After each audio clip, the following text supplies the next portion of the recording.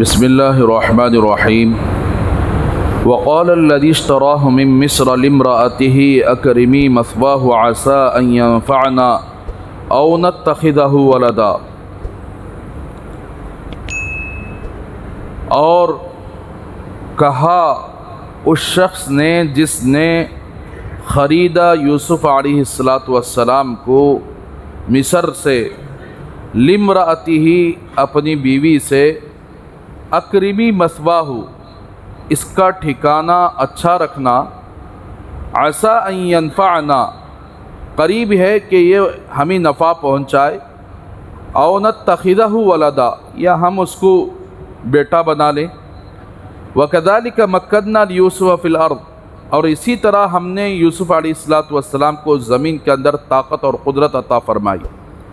وَلِنُعَلِّمَهُ مِن تَأْوِيلِ الْأَحَادِيثِ، اور ہم نے اس کو باتوں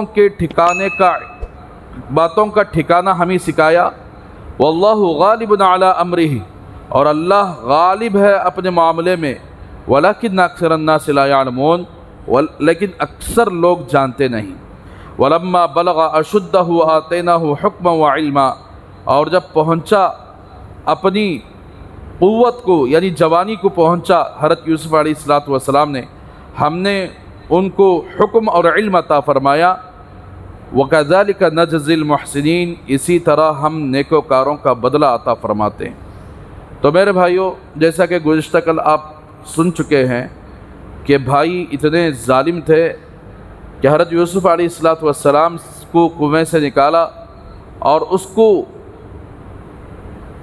مدین سے آنے والا قافلہ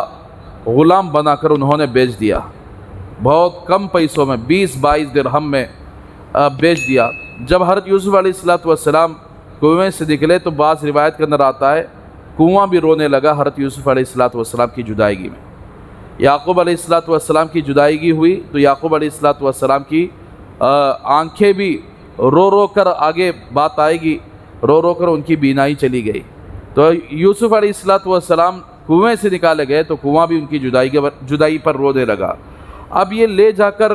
مصر کے اندر بازار لگتے تھے، غلاموں کے بیچنے کے بازار، لونڈیوں کے خرید و فروخت کے بازار۔ تو حضرت یوسف علیہ السلام کو یہ قافلے والوں نے مصر لے کر گئے، اور جیسے ہی مصر میں آئے تو منڈی والے پہلے سے تیار ہوتے ہیں کہ کون سا قافلہ کہاں سے آیا ہوا ہے۔ جب یہ مدین والے قافلہ جب مصر کے اندر منڈی کے پاس پہنچا تو منڈی والے سب گھیر لیا، اور بھائی آپ کے پاس کیا مال ہے، کیا بیچنے کے لیے آئے ہو؟ تو جب یوسف علیہ السلام اتنے خوبصورت ہیں کہ ان کی طرف لوگوں کی نگاہیں بڑھی کہ یہ کون ہے، تو قافلے والوں نے کہا کہ کوئی اور نہیں ہے، ہمارا غلام ہے، ہم اس کو بیچنے کے لیے آئے ہیں۔ تو جیسے ہی یہ آواز لگائی تو سارے مصر کے اندر جتنے بازاری تھے، جتنے خرید و فروخت کرنے والے تاجر تھے، سب کے سب یہاں پر حضرت یوسف علیہ السلام کو خریدنے کے لیے جمع ہو گئے، اور ان کی خوبصورتی تو لاجواب خوبصورتی تھی، اور ہر کوئی یعنی ان کا بھاؤ بتانے لگا کہ میں اتنے میں خریدوں گا۔ یہ بات پہنچتے پہنچتے عزیز مصر یعنی ایک وہ آدمی تھا جسے وزیر اعظم بھی کہہ سکتے ہیں یا وزیر خزانہ بھی کہہ سکتے ہیں، تو اس کا نام تھا قطفیر۔ یہ بڑا ہی اچھی طبیعت کا انسان تھا اور بڑا ہی شرافت والا انسان تھا۔ تو پہنچتے پہنچتے اس کے کانوں میں بھی بات پہنچی کہ فلاں بازار کی منڈی میں مصر کے اندر ایک ایسا خوبصورت غلام آیا ہوا ہے، لوگ اس کے خریدنے کے لیے اپنا پیسہ نچھاور کر رہے ہیں، بولی یعنی ہر کوئی بولی زیادہ بول رہا ہے اور اس کی قیمت کو بڑھا چڑھا کر بول رہا ہے۔ تو اس نے حضرت یوسف علیہ السلام کی یہ تذکرہ سننے کے بعد فوراً خریدنے کے لیے یہ بھی نکلا۔ جب نکلا بازار کے اندر تو بڑا ہجوم تھا۔ اب یہ وزیر خزانہ جس کا نام قطفیر، اور مصر کا بادشاہ تھا اس زمانے کا ریان ابن ولید، یہ بھی بڑا شریف آدمی تھا، اور حضرت یوسف علیہ السلام کو اس نے آخر میں حضرت یوسف علیہ السلام پر ایمان بھی لایا اور اپنا تخت، بادشاہی تخت حضرت یوسف علیہ السلام کے حوالے کر دیا۔ تو اب اللہ تبارک و تعالیٰ وہاں تک حضرت یوسف علیہ السلام کو پہنچانا چاہتے تھے، اسی لیے بھائیوں نے کنویں میں گرایا، کنویں میں ڈال دیا اور غلام بنا کر بیچ دیا۔ یہ لوگ سمجھ رہے تھے کہ اب ہمارا مسئلہ ختم ہو جائے گا، لیکن اللہ تبارک و تعالیٰ کی تدبیر اور اللہ تبارک و تعالیٰ یعنی حضرت یوسف علیہ السلام کو وہاں تک پہنچانا چاہتے تھے جہاں ان کے حضرت یوسف کے بھائیوں کا گمان بھی نہیں تھا۔ تو اب قطفیر آئے اور آنے کے بعد حضرت یوسف علیہ السلام کو دیکھا تو اب ہر کوئی اپنا اپنا یعنی بھاؤ بڑھا رہا ہے، میں اتنے میں خریدوں گا، اتنے میں خریدوں گا۔ تو اس وقت حضرت یوسف علیہ السلام کو خریدنے کے لیے قطفیر نے ایک اعلان کیا کہ میں یوسف کو یعنی اس غلام کو اس کا جتنا وزن ہے اتنا سونا اور اتنا چاندی اور اتنا ریشمی کپڑا، اس کا جتنا وزن ہے اتنا سونا، اتنا چاندی، اتنا ریشم کا کپڑا اس زمانے کے اندر بڑا مہنگا تھا، ہر کوئی ریشم کا کپڑا نہیں پہن سکتا تھا۔ تو اب اتنا یعنی بھاؤ لگایا، تو اب اس کے اوپر کوئی بھاؤ نہیں لگایا۔ جب نیلام ہوا، نیلام کے لیے اعلان کرتے ہیں کہ بھائی اس کا بھاؤ اتنا ہے اتنا ہے، تو کوئی دوسرا کہے گا میں اتنا دوں گا، پھر تیسرا کہے گا اتنا کہوں گا۔ اب جب عزیز مصر قطفیر نے جب حضرت یوسف علیہ السلام کا بھاؤ لگایا کہ اس کے وزن کے برابر سونا، چاندی اور ریشمی کپڑا، تو پھر اس سے آگے کوئی کسی کو بڑھنے کی ہمت نہ ہوئی، اس لیے کہ یہ وزیر خزانہ بھی تھا اور بڑا شریف آدمی بھی تھا۔ تو اس طرح حضرت یوسف علیہ السلام کو اتنی بڑی قیمت دے کر عزیز مصر قطفیر نے خریدا۔ اب خریدنے کے بعد وزیر اعظم کا گھر کیسے ہوتا ہے، وزیر خزانہ کا گھر کیسے ہوتا ہے، اس کا محل کیسے ہوتا ہے، تو حضرت یوسف علیہ السلام کو اپنے محل میں لے کر گیا، اور اس کی بیوی عزیز مصر کی بیوی، بعض کہتے ہیں اس کا نام زلیخا ہے، بعض کہتے ہیں راعیل ہے، دونوں بھی ہو سکتا ہے، راعیل بھی ہو سکتا ہے، زلیخا بھی ہو سکتا ہے۔ تو اب سب سے پہلے یہ اپنے محل کے اندر داخل ہوا تو اپنی بیوی سے کہا، راعیل ہو یا زلیخا ہو، اپنی بیوی سے کہا کہ اکرمی مثواہ ہو، اس کا ٹھکانہ اچھا کرنا، اس کو غلاموں کی طرح نہ دیکھنا۔ دیکھیے اللہ تبارک و اسی لیے کہتے ہیں زمین پر رہتے ہوئے آدمی لوگوں سے عزت بنانا چاہتا ہے، اور یہ چاہتا ہے کہ لوگ میری عزت کریں۔ عزت اور ذلت کا مالک اللہ ہے۔ ایسے کام کرو جس کی وجہ سے اللہ تبارک و تعالی عزت عطا فرمائے، اور اللہ سے عزت مانگو، یا اللہ تیری طرف سے عزت ملتی ہے، اور ایسے کام کرنے سے بچ جاؤ جس سے آدمی ذلیل ہو جاتا ہے، اللہ اسے ذلیل کر دیتے۔ اب دیکھیے حضرت یوسف علیہ السلام کی نفرت بھائیوں کے دلوں کے اندر تھی، اتنا نفرت کرے کہ مارنے کے لیے آ گئے، قتل کرنے کے لیے مشورہ کرے، لیکن اللہ تبارک و تعالیٰ نے عزیز مصر کے دل کے اندر محبت کو ڈال دیا۔ حضرت یوسف علیہ السلام کی محبت عزیز مصر کے اندر ڈال دیا، اور اپنی بیوی سے آ کر کہا کہ دیکھو یہ بچہ ہے نا، یہ بچہ اس کو غلاموں کی طرح نہ رکھنا۔ غلام اتنا گھٹیا ہوتے تھے وہ زمانے میں کہ اس کو نوکر سے بھی بدتر دیکھا جاتا تھا، اس کا ٹھکانہ بھی ایک دم گھٹیا جگہ رکھا جاتا تھا، کھانا پینا بھی اس کا الگ ہوتا تھا، ایک دم بری نگاہ سے، حقیر نگاہ سے دیکھا جاتا تھا۔ لیکن عزیز مصر کے دل کے اندر اللہ نے وہ محبت ڈال دی، اپنی بیوی سے کہا کہ عام غلاموں کی طرح اس کو نہیں رکھنا ہے، ہو سکتا ہے کہ قریب ہے کہ عسیٰ ان ینفعنا، یہ ہمیں فائدہ پہنچائے، او نتخذہ ولدا، یا ہم اس کو بیٹا بنا دے، یعنی کس بارے میں یہ ہمیں نفع پہنچا سکتا ہے، یہ حکومت کے کاموں میں ہمیں نفع پہنچ سکتا ہے۔ یہ بچہ بڑا ذہین ہے، بڑا ہی اس کے چہرے سے غلاموں والی صفت نہیں ہے، بلکہ یہ شریف الطبع آدمی ہے۔ تو اسی لیے عبداللہ ابن مسعود رضی اللہ تعالیٰ عنہ نے فرمایا کہ دنیا کے اندر 3 آدمی بڑے ذہین گزرے ہیں، سب سے زیادہ دنیا کے اندر 3 آدمی ذہین گزرے ہیں۔ ایک عزیز مصر یعنی قطفیر، جب حضرت یوسف علیہ السلام کو دیکھا تو ان کے چہرے سے یہ پتہ لگا لیا کہ یہ کوئی عام غلام نہیں ہے،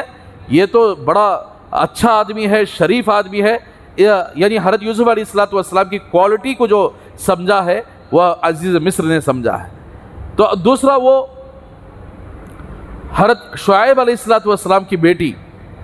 جب حضرت موسیٰ علیہ السلام مصر چھوڑ کر مدین کی طرف گئے تو اب وہاں بکریاں پانی پینے کے لیے لے کر آئی شعیب علیہ السلام کی بیٹیاں، تو اس وقت گاؤں والوں کی سارے جانور وہاں پی رہے تھے، تو حضرت موسیٰ علیہ السلام پوچھا کہ بھائی آپ کی بکریاں کیوں یہاں کھڑی ہیں، آپ پانی پلانا چاہیے تھا۔ تو ان کی بیٹیاں نے کہا کہ دیکھو ہمارا باپ بوڑھا ہے، ہم بکریوں کے پانی کا انتظام، چارے کا انتظام ہم خود اس کو کرتے ہیں، اس لیے گاؤں والے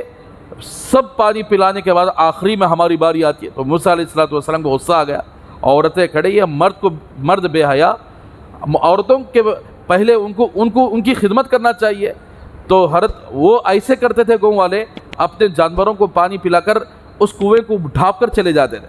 تو موسیٰ علیہ السلام کو غصہ آیا اور کہا کہ ہٹو یہاں سے۔ پتھر کو ہٹایا اکیلے، جس پتھر کو 10 آدمی ہٹایا کرتے تھے، تو اکیلے پتھر کو ہٹا دیا، اور حضرت شعیب علیہ السلام کی بیٹیاں جو بکریاں لائے تھے، وہ بکریوں کو پہلے پانی پلوایا اور کہا کہ اب جاؤ۔ تو اب شعیب علیہ السلام کے سامنے جب یہ تذکرہ ہوا تو شعیب علیہ السلام نے کہا کہ اس نوجوان کو بلا کر لاؤ۔ تو ان کی بیٹی گئی اور بلا کر لائی، تو اس وقت بیٹی نے حضرت موسیٰ علیہ السلام کی یہ امانت داری، جو اب راستے میں بھی ایسا ہوا کہ موسیٰ علیہ السلام نے کہا کہ تم آگے چلو، تم آگے مت چلو، میرے پیچھے چلو، اس لیے کہ آگے چلنے میں ایسا ہو سکتا ہے تم راستہ بدلانے والی ہو، تمہارا گھر کہاں ہے مجھے معلوم نہیں ہے، تم ایسا کرو گے میرے پیچھے چلو، اشارہ کرو کہ ادھر مڑنا ہے، ادھر مڑنا ہے، اس لیے کہ یہ حیا کا معاملہ ہے۔ حضرت موسیٰ علیہ السلام بڑے با حیا تھے، اب شعیب علیہ السلام کی بیٹی بھی بڑی با حیا تھی، اللہ نے دونوں کی حیا کی تعریف فرمائی، بڑے حیادار تھے موسیٰ علیہ السلام، اس لیے بیٹی سے کہا، یعنی حضرت شعیب کی بیٹی سے کہا کہ پیچھے آ جاؤ، تم راستہ بدلاؤ، اس لیے کہ آپ کے چلنے میں ہو سکتا ہے کہ آپ کا کپڑا پنڈلیوں کے اوپر اڑ جائے، اور یہ حیا کے خلاف ہے۔ تو اب شعیب علیہ السلام کی بیٹی جب حضرت شعیب علیہ السلام کے پاس گئی تو باپ سے کہنے لگی، یا ابت استاجرہ، اے ابا جان یہ جو نوجوان ہے نا اس کو اجرت پر رکھ لیجئے، یہ بڑا مضبوط بھی ہے، طاقتور بھی ہے، بڑا امانت دار بھی ہے۔ تو اس لیے عبداللہ ابن مسعود رضی اللہ تعالیٰ عنہ نے فرمایا کہ یہ دوسری ذہین انسان جنہوں نے آدمی کو دیکھ کر پرکھ لیا کہ یہ کیسا انسان ہے، تو حضرت شعیب علیہ السلام کی بیٹی ہے۔ تیسرے حضرت ابوبکر صدیق رضی اللہ تعالیٰ عنہ ہے۔ حضرت ابوبکر صدیق رضی اللہ تعالیٰ عنہ جب ان کے انتقال کا وقت قریب آیا تو ان کے بعد کس کو خلیفہ بنایا جائے، کس کو یعنی خلافت دی جائے، تو حضرت ابوبکر صدیق رضی اللہ تعالیٰ عنہ نے فوراً حضرت عمر رضی اللہ تعالیٰ عنہ کو پہچان لیا کہ میرے بعد اگر خلافت کا کوئی مستحق ہے،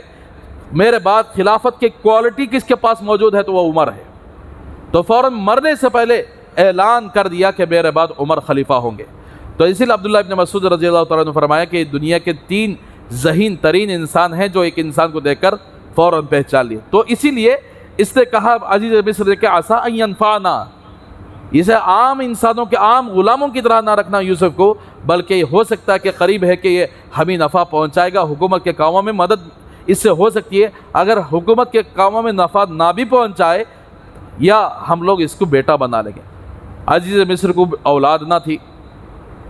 خزانے کا وزیر تھا، وزیر خزانہ تھا،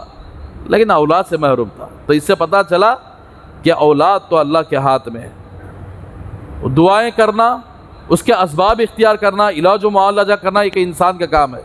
اولاد کا دینا یا نہ دینا یہ اللہ کا کام ہے۔ اسی لیے یہب لمن یشاء اناثا ویہب لمن یشاء الذکور، جسے چاہتے ہیں اللہ بیٹیاں دیتے ہیں، جسے چاہتے ہیں اللہ بیٹے دیتے ہیں، جسے چاہتے او یزوجہم ذکرانا و اناثا ویجعل من یشاء عقیما،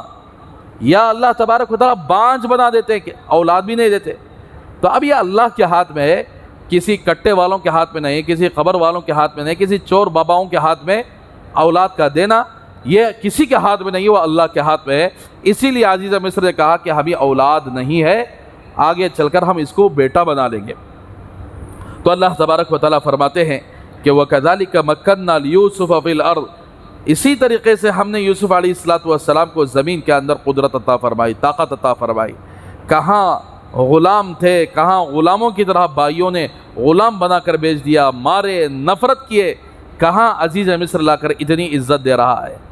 اتنی عزت دے رہا ہے کہ اس سے نقصان بھی نہیں پہنچانا، اس کی اپنی بیوی سے کہتا ہے کہ اس کی عزت کرنا۔ تو اللہ تبارک و تعالیٰ فرماتے ہیں کہ اسی طرح ہم یوسف کو زمین کے اندر قدرت اور طاقت عطا فرمائی، وَلِنُعَلِّمَهُ مِن تَأْوِيلِ الْأَحَادِيثِ، اور ایسی صلاحیت اللہ تبارک و تعالیٰ نے حضرت یوسف علیہ السلام کو عطا فرمائی کہ کوئی آدمی معاملہ لے کر آتا، کوئی جھگڑا لے کر آتا، باتوں کا ٹھکانہ، بات پرکھ لیتے تھے کہ کون صحیح ہے، اس کے اندر کون ناحق ہے۔ کوئی جھگڑا لے کر آئے تو آج کل کے لوگ کیا کرتے ہیں، جہاں وزن ہوتا ہے، جہاں مالدار ہوتا ہے، یا دوست کا معاملہ ہے، میرا دوست ہے یا رشتہ دار ہے، ادھر ہی بات کرتے ہیں، انصاف کی بات نہیں کرتے۔ لیکن اللہ نے وہ صلاحیت حضرت یوسف علیہ السلام کو عطا فرمائی، کبھی کوئی جھگڑا لے کر آئے تو فوراً پرکھ لیتے تھے کہ کون حق پر ہے، کون ناحق پر ہے۔ یا اس کا ترجمہ یہ بھی کرتے ہیں کہ اللہ تبارک و تعالیٰ نے ان کو خوابوں کی تعبیر کا علم عطا فرمایا تھا، خوابوں کی تعبیر کا فن سکھایا تھا۔ کوئی بھی خواب آپ کے سامنے ذکر کیا جاتا فوراً اس کی تعبیر بتا دیتے تھے۔ تو اللہ نے ایسے کمالات حضرت یوسف علیہ السلام کو عطا فرمائے۔ اور اللہ فرماتے کہ واللہ غالب علی امری، اللہ اپنے معاملے پر غالب ہے۔ لوگوں کا پلان کچھ اور ہوتا ہے، اللہ کا پلان کچھ اور ہوتا ہے۔ کنویں میں ڈال دینا قتل کرنے کی نیت سے، یہ پلان تو یعنی ان کا تھا، ان کے بھائیوں کا تھا، اور اللہ کا وہاں سے نکال کر عزیز مصر کے گھر میں پہنچانا یہ اللہ کا پلان تھا۔ اسی لیے کہتے ہیں ہندوستان کے حالات، دنیا کے حالات دیکھ کر لوگ